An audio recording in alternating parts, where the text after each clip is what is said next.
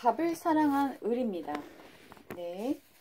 내 교습소 건물주의 갑작스런 무리한 요구로 일주일을 힘든 시간을 보냈습니다. 서로 힘든 대화가 오고 갔습니다. 그러나 나는 아이들에게 엄지손가락이란 인성교육을 한 적이 있었습니다. 그건 엄지손가락이 전체 손가락의 80%의 힘을 차지한다는 것으로서 끝맺음이 누군가의 기억 속에 내 모습을 아름답게도 추하게도 남게 할 수 있다는 내용이었습니다. 하지만 나에게 악하게 대한 건물주에게 선하게 나가는 일은 하고 싶지 않았고 힘이 들었습니다. 건물주에게 보증금을 받으러 가는 날, 그녀가 정한 일방적인 날짜와 시간표를 맞추기 위해 이사 날짜도 바꿔야 했고 파트 가기를 빼먹고 가야 했고 아침부터 보증금을 수표로 받으러 가야 했습니다. 갑은 늘 갑처럼 굴기 때문입니다. 건물주를 만나러 가는 날, 그 어느 꼬부랑 할머니가 지나갑니다. 갑자기 내 마음에 그 생각이 듭니다. 내가 죽게 돼도 이 미움 가져갈 건가? 난 미움을 버리기로 결심했습니다. 부동산에 도착했고 제가 다 잘못해서 저의 부족 때문에 시끄럽게 군 거 죄송합니다. 드릴 게 없어서 찾다가 이 소소한 선물을 가져왔어요. 부동산 직원, 건물주의 아들, 건물주 모두에게 사과를 했고 건물주의 손을 잡고 건강히 잘 지내시란 바란다는 말씀을 드렸습니다. 건물주는 나에게 성격을 고치라는 등 여러 얘기를 하시다가 한풀 꺾인 표정으로 바라보고 나중에는 덕담까지 해주셨습니다. 그리고 답답한 사람이라는 나에게 다음날 사랑 가득한 축복의 문자를 보내주셨습니다.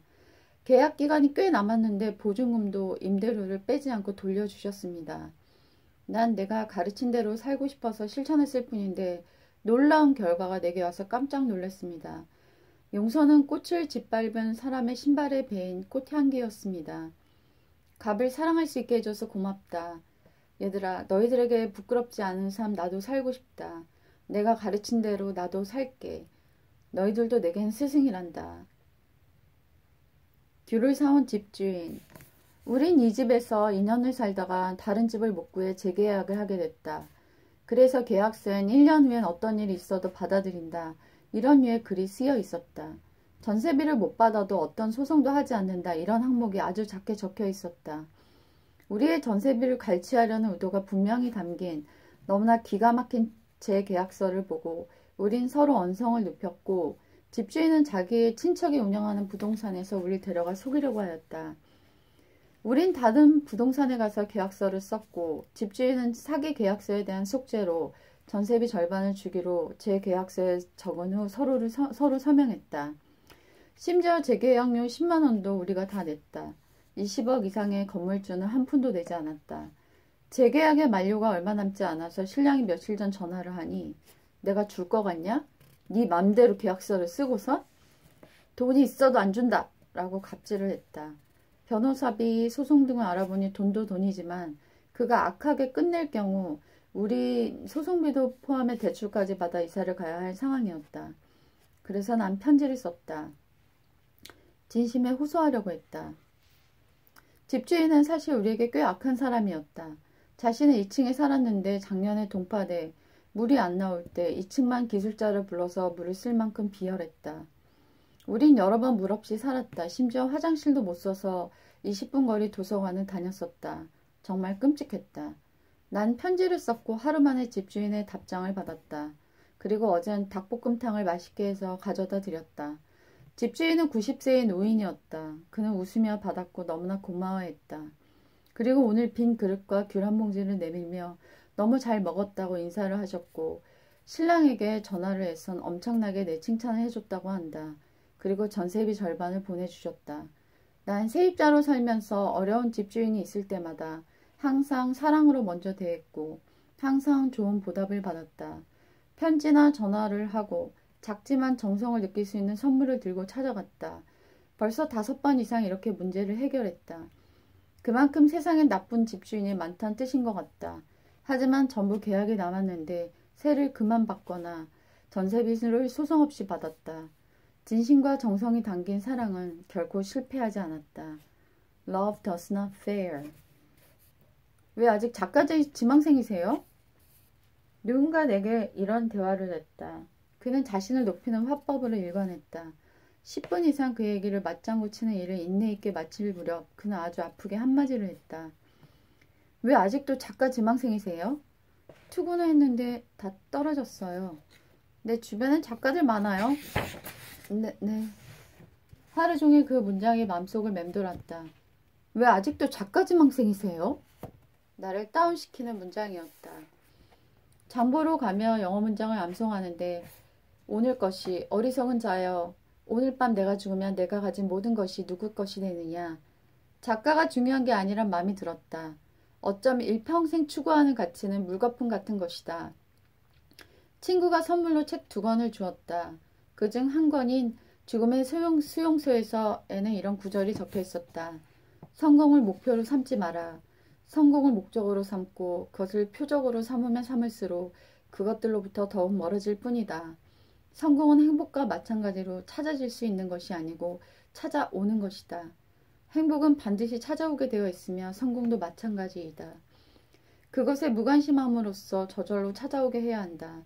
나는 여러분이 양심의 소리에 귀 기울이고 그것이 원하는 대로 확실히 행동하길 바란다. 그러면 언젠가는 성공이 찾아오는 것을 보게 될 것이다. 왜냐하면 여러분이 성공에 대해 잊어버리고 있었기 때문이다. 빅터 프랭클린의 죽음의 수용소에서. 항상 작가 지망생인 나는 아직 작가가 못 되었다. 나랑 같이 우정을 나눴던 친구가 먼저 작가가 되었다. 난 그대로 여기서 글 쓰는 게 좋은 채 살고 있다. 성공은 잊어버리지 못한 나는 아직 작가가 되기에 함량이 부족한 것 같다. 난 야단 좀 맞고 싶다. 난 늘 야단치는 가정 분위기에서 자랐다. 아침에 깨면서 잠들 때까지 혼났다. 그런데 그 귀에 못이 박히게 들었던 얘기들이 하나도 기억에 남지 않는다. 그냥 너무 싫었고 지겨웠던 내 감정만 남아있다. 그런데 난 잘 혼난 아주 특별한 경험이 있다. 아주 오래전 일인데 내용이 똑똑히 기억에 난다. 치안에 쫓겨 한 부동산에 피해 들어갔는데 마치 소녀라도 대한 듯 야단을 치셨다. 아가씨가 이 밤에 어딜 돌아다니고 이제 와? 그 치안이 듣고 가게 하려고 연기를 하신 것이었다. 난 그때 울진 않았지만 몹시 감동했고 야단 맞는 것이 사랑이라는 걸 인생 처음 깨달았다. 나의 부모는 내가 널 사랑해서 잘 되라고 야단치는 거라고 했지만 한순간도 그렇게 느낀 적이 없었지만 위기의 순간에 느낀 낯선 할아버지의 야단이 내게 위대한 사랑으로 느껴진 것이다. 난 야단 좀 맞고 싶다. 좋은 야단. 뜨거운 눈물을 흘릴 수 있는 그런 사랑이 담긴 야단을 맞고 싶다. 그리고 그런 좋은 야단 좀 쳐주고 싶다. 진전성을 잃고 칭찬밖에 못해주는 반쪽 말고. 넌 참 척박한 곳에서 태어났구나. 길을 걷다가 민들레와 만났다. 민들레는 안정적이고 좋아 보이는 곳에 피어있는 경우가 드물고 매연을 가득 뒤집어 쓰는 찻길, 층계 사이, 벽 사이 등에 아슬아슬하게 모진 생명력을 가지고 피어 있었다. 난 꽃들이 아름드리 피어있는 꽃동산엔 별로 관심이 없고 저렇게 척박한 곳에 피어있는 강한 의지의 꽃들이 참 안쓰럽고 좋았다. 자꾸만 내 눈을 사로잡았다. 그건 어쩜 내 인생과 닮아 있어서 그런 것 같았다. 경제를 너무 모르는 것 같아서 하루 종일 경제 강연을 들으며 공부했다. 그러다 너무나 멋진 어른을 발견했고 그분은 시골 출신으로 공고를 나와 명문대를 졸업하고 최고은행 총재까지 지내셨다. 그런 그분이 자본주의의 슬픔을 발견했고 자신이 꿈꾸는 자본주의를 이루고 싶어서 평생의 자산의 25억을 학교에 기부했다. 특히 공고에 기부한 것이 내겐 인상적이었다. 한 정치인이 얘기한 것도 기억에 남는다. 그 역시 공장 출신이고 일하다가 다쳐서 한 손은 잘 펴지지 않는 장애를 입었다. 그의 정책들은 거의 그의 척박한 시절들을 반영한다는 생각이 들었다.